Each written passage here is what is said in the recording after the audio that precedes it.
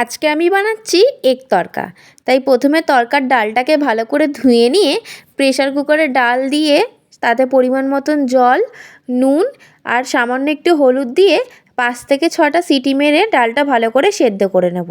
তারপর একটা বাটিতে 2টো ডিম, সামান্য একটু নুন দিয়ে ডিমটা ভালো করে গুলে নেব। কড়াইতে সামান্য একটু তেল দিয়ে ডিমটা ভালো করে ভুজিয়া করে তুলে নেব।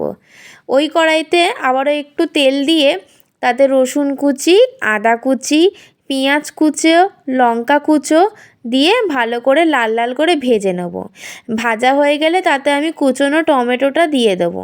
টমেটোটা ভালো করে পেঁয়াজের সাথে মিশে গেলে তাতে দিয়ে দেবো হলুদ গুঁড়ো, লঙ্কা গুঁড়ো, জিরে গুঁড়ো, ধনে গুঁড়ো আর কাশ্মীরি লঙ্কা গুঁড়ো দিয়ে আবারও মশলাটা ভালো করে নাড়াচাড়া করে নেব।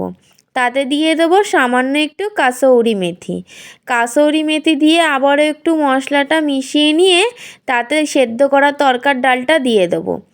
তড়কার ডালটা ভালো করে মশলার সাথে মিশে গেলে তাতে দিয়ে দেবো পরিমাণ মতন জল আর নুন। ভালো করে ফুটে গেলে ওপর থেকে ভেজে রাখা ডিম, ধনেপাতা কুচোনো আর বাটার দিয়ে দিলেই আমাদের তড়কা রেডি।